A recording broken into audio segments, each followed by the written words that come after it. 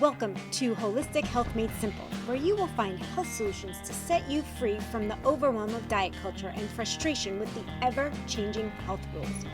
We go beyond the calorie and diet dogma to equip you to be healthy through simple changes to real food, mindset, and lifestyle. Hey, I'm Jolene. I'm a nutritional therapy practitioner, wife, furry guardian, and non-bendy yogi.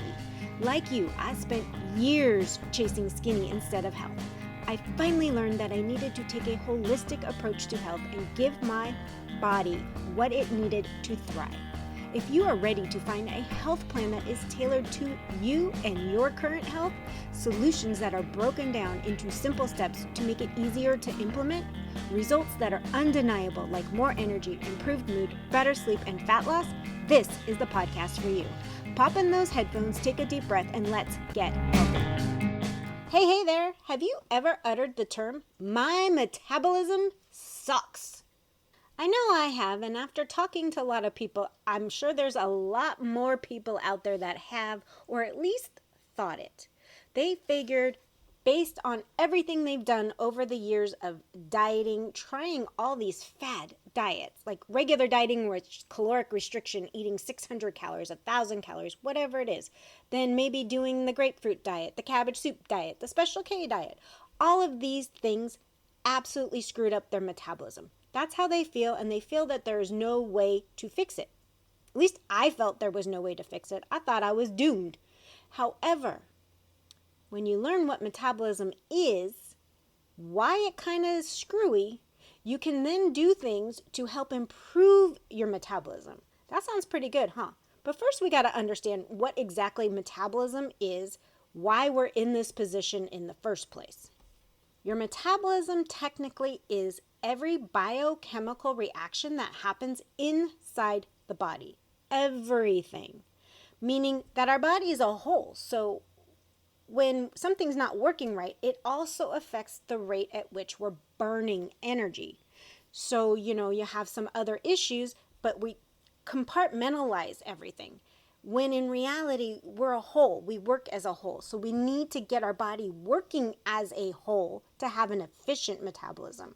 And you might be wondering, how the heck do I do that? Well, there's going to be lots of steps in that, but today we're going to focus mostly on how to get our metabolism back to where it should be. Okay, so first we got to understand some of these terms. There's basal metabolic rate, which is your BMR. That is the minimum requirement of energy your body needs to do nothing. Lay in bed, do nothing. Then there is the total daily energy expenditure. Otherwise, you'll see it in some of these calculators as TDEE. That is the total energy you burn. Once we get out of bed, we do things, we move around, whether you exercise or just go to work, clean the house, cook, sit and watch TV. All of that increases the amount of energy we use where we're just not laying there. So there's two different things to look at. Make sure you remember the difference between the two. It's very, very important, especially if down the road you're going to go into macros and looking at some of those calorie calculators. Too many of them go dip below your BMR, and that's kind of what got us in this mess to begin with. You might be thinking, how? If I ate less than I used, I should have lost more weight. Your body's not a simple calculator. You see, the whole calories in, calories out is based on a closed system, meaning there's nothing else going on that's increasing the energy expenditure. The calories we eat either cause us to burn more calories or store more calories. So it's more than just a simple calories in, calories out. It's what they're made out of and what they do in our bodies. We need to take a step back and understand something. Our body has an adaptive nature.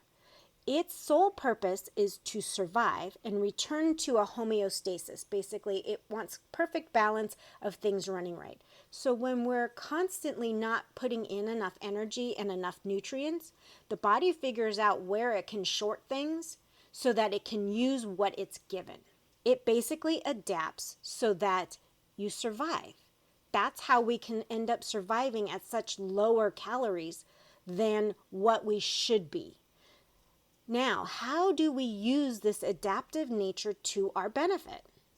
If you're at a point where you've eaten very low calorie for a long period of time, meaning 6 months or longer, it's time to do something super scary and increase the amount of food you're getting in. And when you increase it, I want you to increase it using only real whole foods for a while.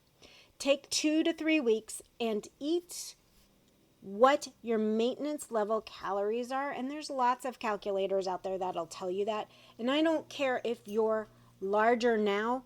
I don't want you to use your ideal weight. I want to use your current weight now. We're going to reset some of the things and let your body adapt to getting in the nourishment it needs before we start going back into a cutting phase. So I just said the cutting phase. I'm going to explain this in the terms of like maybe bodybuilding so that you have a little visual. When bodybuilders want to get prepared for a competition, they need to build because they need to get bigger. So they eat a lot so they gain weight. And then they go into cut phases and adapt what they're eating and working out. And then they build up the muscles and get those really good definitions. We kind of are doing the same thing, but we're doing it in terms of helping our metabolism. Our body for years, especially if you've eaten low calorie for years, needs to get in the nourishment so that it can then feel safe to release some of the fat. See, fat can also always be used as energy. However, it will store it if it feels like it's in a famine. You know, you've heard the term feast or famine. You've seen pictures of people starving in some countries with big bellies. That's because their body's storing as much as it can for the famine so that it has energy to tap into. What we want to know or give our body is we want to give it this sense of having enough so that it can release some of the excess fat. Bringing your body up to what maintenance intake should be and staying there allows it to adapt to this higher number. Your body will adapt up and down. I don't care what they say. I've done it. I've been there. I've also worked with a lot of people that have done the same thing. Now, could it be that we're finally getting in the nourishment that helps all the other processes? Hell yeah. That's the big part of it. But we need to be getting in enough nourishment, enough of the vitamins and minerals that our body needs so that when we do cut, reduce amount to maybe shrink a little, it's okay. It doesn't feel like it's in shock and it's not going to survive. We also want to make sure we're maintaining everything with real whole foods. If you could lose weight eating 1,200 calories of Snickers bar every day, everybody would be doing it. Everybody would be at an ideal healthy weight if it was as simple as counting calories. It's not. I'm sorry. I wish it was. I've struggled with my weight for my entire life. I've been there. I've done that. And I shouldn't say I don't struggle with it very much anymore because I've figured out what my body needs to maintain that healthy weight. And I want to get you there too. The first step is doing some reverse dieting. I did it. It works. And I can tell you for a fact that many of us need to eat enough for our body to truly release the excess fat. So with that, our tip for today is to try reverse dieting using solely whole, unprocessed, real foods so that you can get your metabolism running efficiently again. You see, your metabolism doesn't actually suck.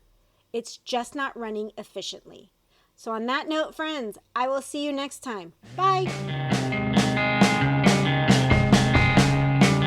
Thank you so much for tuning in. I hope you enjoyed today's episode. If you found value in what you heard today, I would be incredibly grateful if you could help spread the word. Sharing is caring after all. Share the podcast with others that will find the information helpful. It's through your support that I can continue to grow and bring more amazing content. And if you have a spare moment, I would truly appreciate it if you could leave a review on your favorite podcast platform. Your feedback means the world to me, and it also helps others discover my show. I read every review and take your suggestions to heart, so please don't hesitate to let me know what you think. Remember, you can stay connected with me by following me on Instagram or visiting the website at holistichealthmadesimple.com. I love hearing from our listeners, so feel free to reach out, share your thoughts, ideas, and even suggestions for future episodes. See you later.